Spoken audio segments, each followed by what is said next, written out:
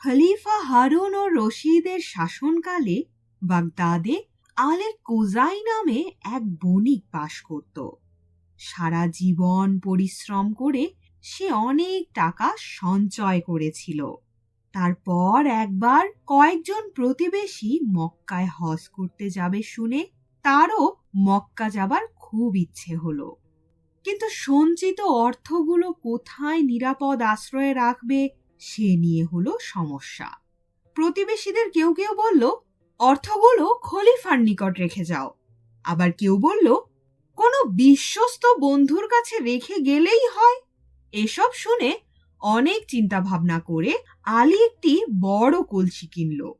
মক্কায় যাবার খরচ বাদে বাকি সমস্ত অর্থ কলসিতে রেখে সেটা জলপাই দিয়ে পূর্ণ করল। তারপর পাশের বাড়িতে বিশ্বস্ত বন্ধু নাজিমের নিকট গিয়ে কলসিটি আমানত রেখে এলো এবং বলল, তুমি যদি আমার জলপাইয়ের কলসি রাখো খুবই উপকার হবে। আমি কিছুদিনের জন্য মক্কায় যাচ্ছি। নাজিম বলল, এই সামান্য বিষয় নিয়ে ভাববার কি আছে?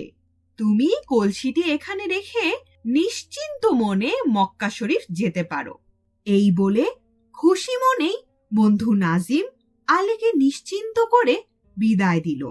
আলী অন্যদের সাথে মক্কায় রওনা হলো। প্রায় 2 বছর চলে গেছে, এখনো আলী ফিরে আসেনি। একদিন নাজিমের স্ত্রী ও নাজিম খেতে বসেছে। প্রসঙ্গক্রমে তার স্ত্রী বলল, তার খুব জলপাই খেতে ইচ্ছে করছে। এখানে কোথাও জলপাই পাওয়া যাবে কি? নাজিম বলল, কেন? আমাদের ঘরেই তো জলপাই আছে।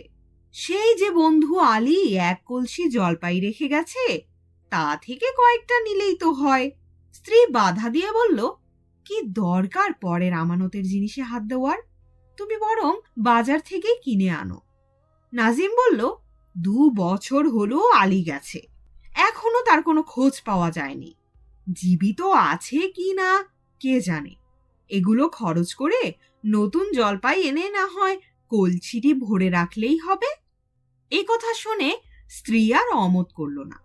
নাজিম তখন ভাড়ার ঘরে প্রবেশ করলো এবং কলসির মুখ খুলে দেখল সবগুলো জলপাই পচে গেছে।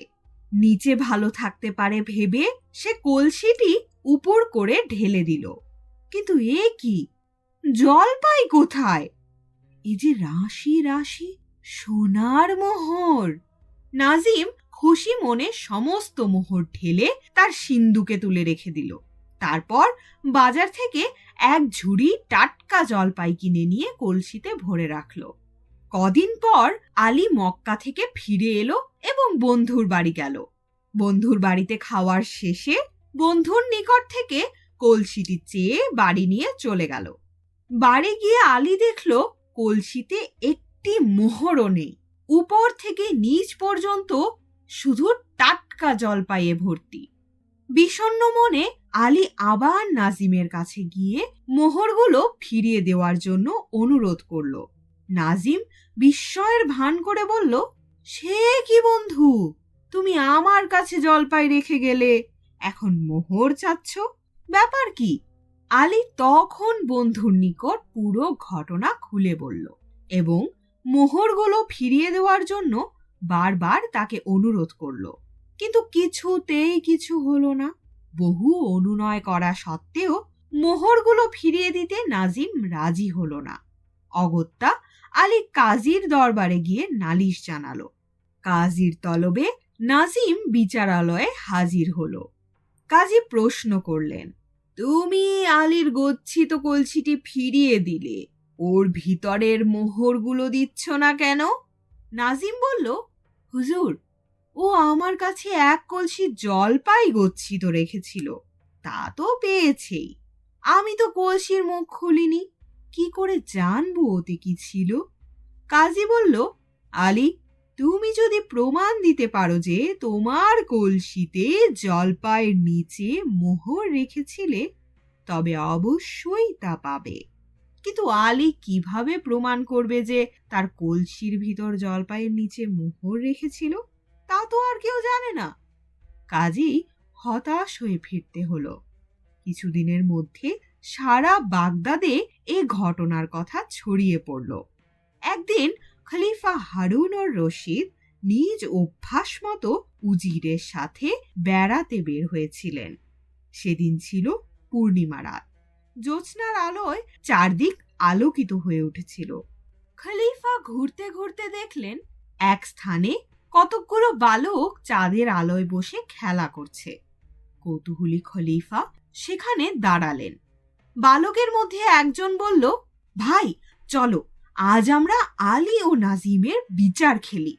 তখন তাদের মধ্যে একজন আলী ও একজন নাজিম সাজলো। একজন আলী সেজে একটি ভাঙা কলসিতে কতকগুলো মাটির ঢেলাপূর্ণ জলপাইয়ের কলসি তৈরি করলো। বিচার আরম্ভ হলে আলী নালিশ করল। কাজী নাজিমকে হাজির করে জিজ্ঞেস করল, আলী যা বলেছে তা কি সত্য? নাজিম বলল, হুজুর, জলপাইয়ের কথা সত্য, তবে মোহরের কথা মিথ্যা। কাজী বলল, আচ্ছা কদিন আগে কলসিটি দিয়েছিল? নাজিম বলল, তা প্রায় 2 বছর হবে। কাজী বলল, বেশ, তখন কলসিতে কি এই জলপাই ছিল? নাজিম বলল, হ্যাঁ হুজুর, ছিল, কিন্তু আমি তা ছুঁইনি। কাজী তখন একজন বালককে বলল, যাও তো একজন জলপাই ব্যবসায়ী ডেকে নিয়ে এসো। তখন একজন বালক জলপাই ব্যবসায়ী সেজে কাজীর সামনে এসে দাঁড়ালো। কাজী বলল, আচ্ছা জলপাই কতদিন পর্যন্ত ভালো থাকে বলো তো? ব্যবসায়ী বলল, যত্নে রাখলে বড়জোর 6 মাস টাটকা থাকে। কাজী তখন সেই কলসিটি দেখিয়ে বলল, এই জলপাইগুলো দেখো তো কতদিনের। ব্যবসায়ী পরীক্ষার ভান করে বলল, হুজুর, বেশি হলে 1 মাস আগে এগুলো গাছ থেকে পাড়া হয়েছে। কাজী তখন নাজিমকে বলল, সব তো শুনলে, তুমি ভীষণ মিথ্যাবাদী। নিশ্চয় তুমি কলসির ভিতরের মোহরগুলো নিয়ে নতুন জলপাই দিয়ে কলসিটি ভর্তি করে রেখেছিলে। অতএব এখনই আলীর মোহরগুলো ফিরিয়ে দাও, অন্যথায় তোমায় বন্দি করব। নাজিম তখন সব স্বীকার করে আলীর মোহরগুলো ফিরিয়ে দিল। বালকের বিচার ক্ষমতা দেখে খলিফা ও উজির বিস্মিত হলেন এবং বালকদের অনেক পুরস্কার দিলেন।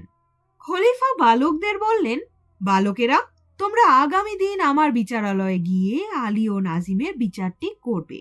বালকেরা আনন্দিত মনে রাজি হলো। পরদিন সকালে বালকদের বিচার দেখতে বিচারালয়ে অনেক মানুষের ভিড় হলো। খলিফা আলী ও নাজিমকে তার দরবারে ডাকলেন এবং সেই বালকদেরও নিয়ে এলেন। যথা নিয়মে সে বালক কাজীর আসনে বসে বিচার করতে আরম্ভ করল।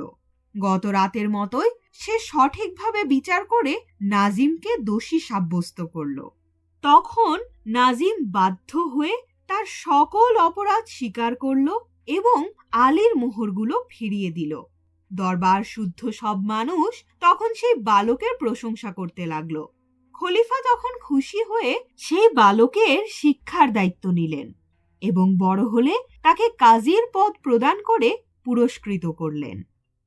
শুনছিলেন আরব্য উপন্যাস অবলম্বনে রচিত নীতি শিক্ষামূলক গল্প কিশোর কাজী।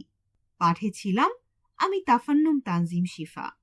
গল্প ও গল্প পাঠ সম্পর্কিত যে কোনো মতামত এবং পছন্দের কোনো গল্প, কবিতা, উপন্যাস, নাটক আমার কণ্ঠে শুনতে আগ্রহী হলে কমেন্ট করে জানান।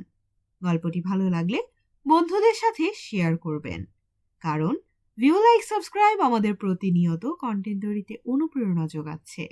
আমাদের আজকের আয়োজন এখানেই শেষ। সবাই সুস্থ থাকুন, শুনতে থাকুন গল্পযোগ।